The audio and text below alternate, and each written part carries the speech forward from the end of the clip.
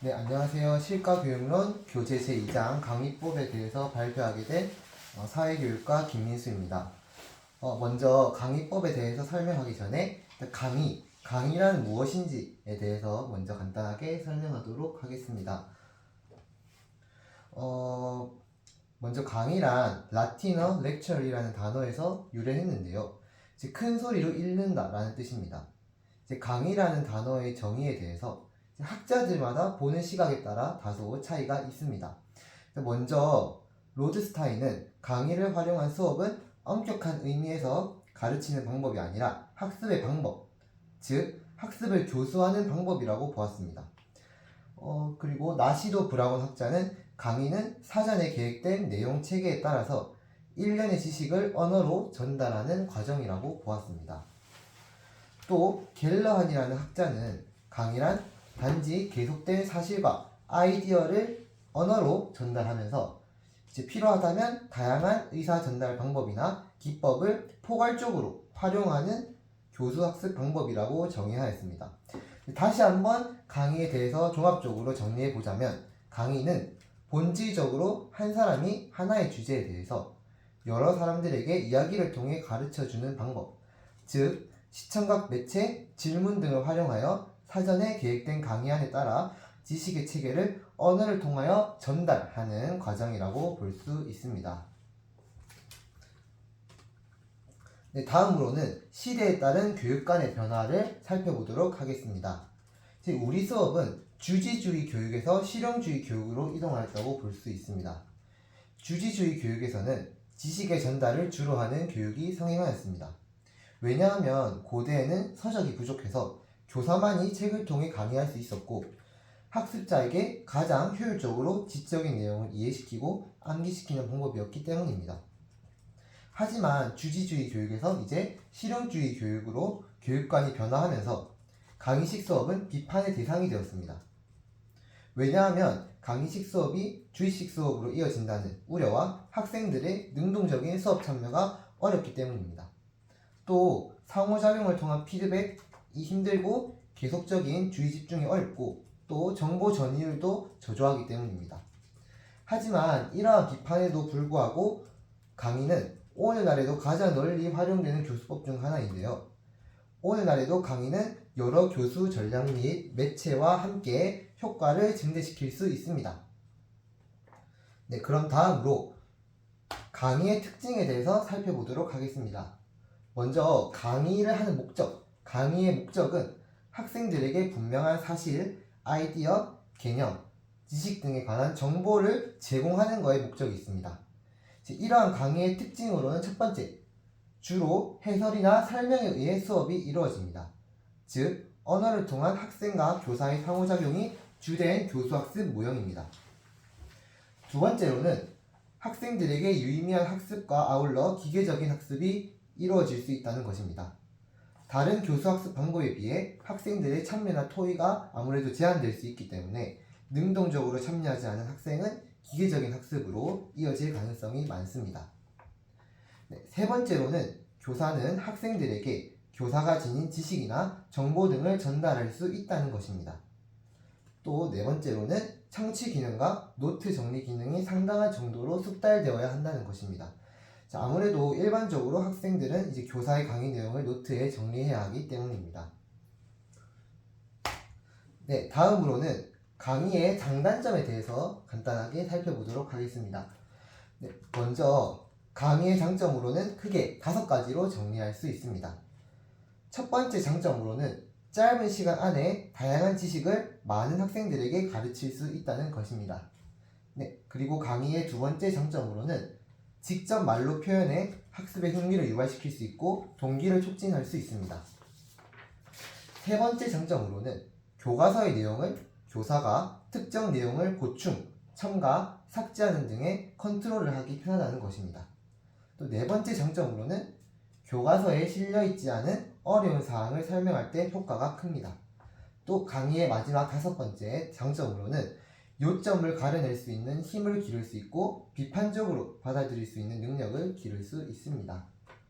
네, 이렇게 강의의 장점에 대해서 간단하게 설명해 보았는데 이제 강의의 단점에 대해서도 설명을 해보도록 하겠습니다. 네, 저희가 잘 아는 강의의 첫 번째 단점으로는 이제 교사의 능력이 부족하거나 충분한 수업 계획이 없으면 이제 강의 자체가 무미건조해지기 쉽다는 것입니다. 네, 또 강의의 두 번째 단점으로는 학생들의 개성이나 능력이 무시된 채 획일적인 수업이 될 수 있습니다. 또 세 번째 단점으로는 학생들이 수동적으로 학습할 가능성이 크다는 것입니다. 또 네 번째 단점으로는 학생들이 스스로 토의하고 해결하는 활동이 이루어지기 힘들다는 것입니다. 또 다섯 번째 단점으로는 교사의 능력이 수업에 절대적인 영향을 준다는 것입니다. 또한 문제 해결 능력이나 창의력을 기를 수 있는 기회가 강의식 수업에서는 거의 제한됩니다. 네, 이렇게 강의의 특징과 장단점에 대해서 살펴보았는데 이제 다음으로 강의에서의 발문에 대해서 간단하게 이야기해 보도록 하겠습니다. 강의식 수업에서 발문을 하는 목적은 수업 방향의 안내와 학생의 사고를 촉진하는 데 있습니다. 이제 발문은 학생의 비판적, 반성적, 합리적 사고를 촉진시켜 수업 참여를 유도할 수 있습니다.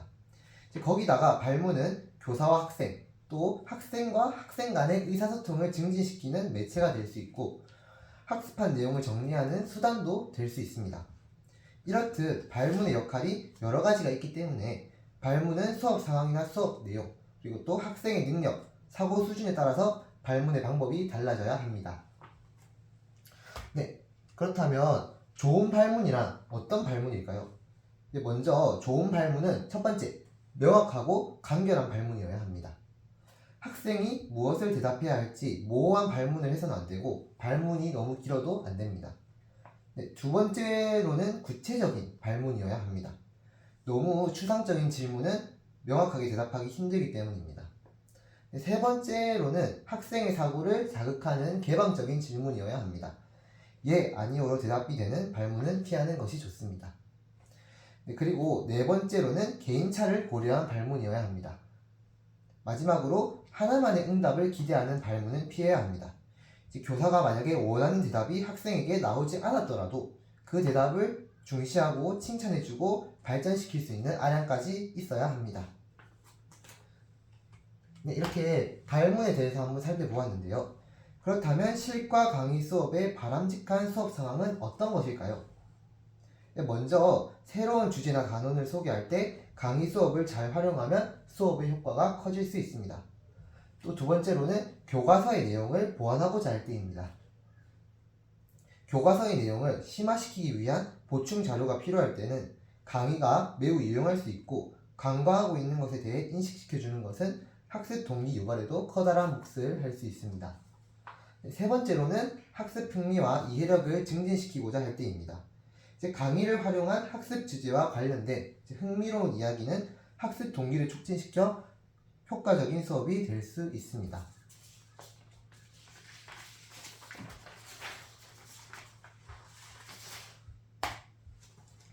네 번째로는 단원 학습을 마친 후 중요한 내용을 요약해 줄 때입니다.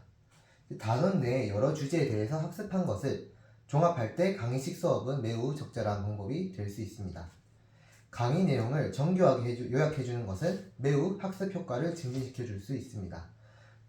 마지막으로 실과 강의 수업의 바람직한 상황 다섯 번째는 짧은 시간 안에 많은 자료를 소개하고자 할 때입니다. 짧은 시간 안에 많은 자료를 소개하는 것이 일반적으로 바람직한 것은 아니지만 할당된 시간에 비해 전달해야 할 지식이 많은 경우 가장 합당한 방법이 될 수 있습니다. 네, 다음으로는 강의 수업의 단계에 대해서 알아보겠습니다. 강의 수업은 크게 도입 단계, 전개 단계, 정리 단계 이렇게 세 단계로 구분할 수 있습니다. 네, 먼저 그러면 도입 단계부터 한번 살펴보도록 하겠습니다. 도입 단계에서는 학습 목표를 제시하는 단계입니다. 도입 단계에서의 필수적 요건은 학생들에게 흥미롭게 배울 가치가 있는 것으로 인식시키는 것입니다. 이 단계에서 참신한 질문, 관련된 일화를 통해 학생들의 호기심과 관심을 불러일으켜 동기 유발이 일어나도록 해야 합니다. 또 도입 단계에서는 학습 목표를 분명히 밝혀주어야 합니다. 교육과정 방향을 제시해주고 무엇을 성취해야 하는지 학생들에게 명확히 제시해야 합니다. 학습 목표를 분명하게 제시하는 것은 학습 과정이 산발적으로 되는 것을 막고 또한 후에 있을 내용의 선정이나 평가 작업 시 기준을 제시할 수 있습니다. 네, 다음으로 전개 단계에 대해서 한번 살펴보도록 하겠습니다. 전개 단계에서는 강의 내용을 전달하는 것이 목적입니다. 학습 목표를 달성하기 위해 강의 내용을 논리적으로 구조화, 조직화하여 전달하는 단계입니다. 자극을 다양화하고 여러 유형의 매체 활용을 통해 주의 집중을 높이고 수업의 맥을 흐리지 않도록 하는 것이 좋습니다. 또 질문을 통해 교사와 학생 사이의 의사소통을 점검하고 필요한 경우 유인물을 배부하여 학생들이 강의 내용을 조직적으로 이해하도록 해야 합니다. 전개 단계에서는 이제 변화 있는 강의 전개 방식을 활용하는 것이 효과적인데 변화 있는 강의 전개를 위한 교사의 태도 및 행동을 요약하면 다음과 같습니다. 먼저 자연스럽게 교사가 열성을 표현해야 합니다. 교사의 느낌, 행동은 학생들에게 직접적인 영향을 주기 때문에 많은 열성을 가지고 있음을 학생들이 자연스럽게 느낄 수 있도록 해야 합니다.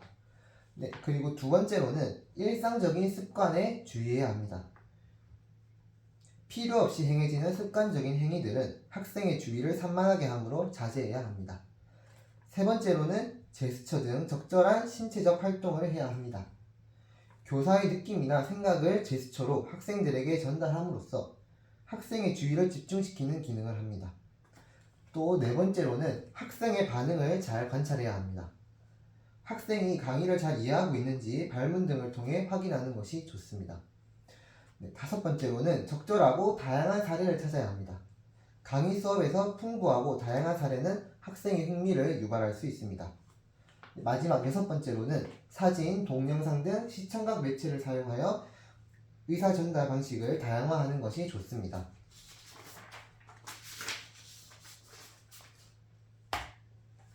네, 강의 수업의 세 번째 단계인 정리 단계를 설명해 보도록 하겠습니다. 정리 단계에서는 강의의 내용을 정리하는 것이 목표입니다. 내용을 요약하고 복습하여 학습한 내용을 구조화하는 데 꼭 필요합니다. 발문은 강의 내용을 축약할 수 있는 내용으로 하며 후행 조직장, 즉 학습한 내용을 정착시켜 스키마를 재조직할 수 있는 내용을 통해 학생의 머릿속에서 강의 내용을 구조화할 수 있도록 하는 것이 효과적입니다. 정리 단계에서는 다음과 같은 활동들이 있습니다. 첫 번째로는 강의를 마친 다음 교사가 학생 간의 인간관계를 부드러운 언사로서 재확립할 수 있습니다. 두 번째로는 중요한 내용을 재생시켜 보면서 예를 들어 보입니다. 세 번째로는 질문에 응하는 것입니다. 네 번째로는 전체적인 내용을 개괄 정리하는 것입니다. 다섯 번째로는 본 강의와 다음 강의를 관련시 지어주는 것입니다. 여섯 번째로는 과제 및 평가에 대한 소개를 하는 것입니다. 네, 이렇게 강의 수업의 세 단계, 도입 단계, 전개 단계, 정리 단계에 대해서 설명을 해봤는데요. 다시 한번 정리하자면 도입 단계에서는 전시학습 확인, 동기 유발, 학습 목표를 제시하는 단계이고 전개 단계에서는 강의 내용을 전개하는 단계입니다. 마지막으로 정리 단계에서는 학습 내용을 요약 및 정리하고 평가 및 과제를 제시하고 다음 차시를 예고하며 끝이 납니다. 네, 다음으로는 강의 수업에서 고려해야 할 사항에 대해서 10가지를 정리해 보았습니다. 먼저 강의의 내용과 목적을 선정하는 강의 준비. 두 번째로는 강의 내용을 구조화하고 분명하게 제시해야 합니다. 세 번째로는 학습 주제를 이해할 수 있도록 설명해야 하고 네 번째로는 강의 주제에 대한 학습 흥미를 유발할 수 있어야 합니다.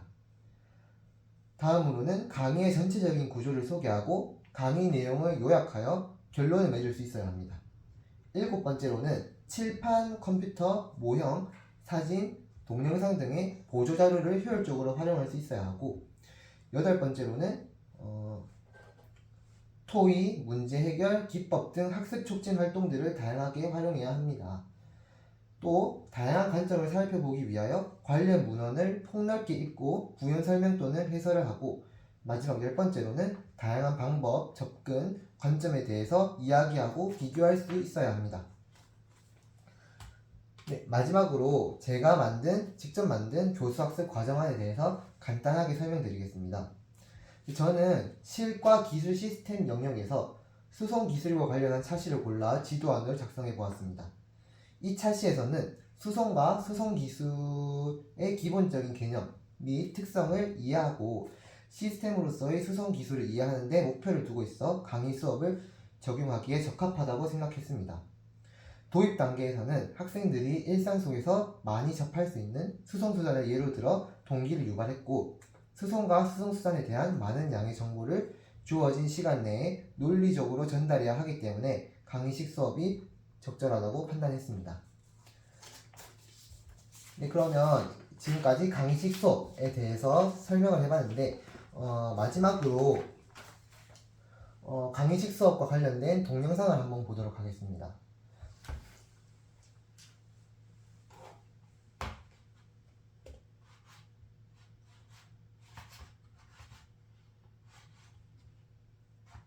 야, 편집해서 영상을 넣죠. 유튜브에서 영상을 다운받아서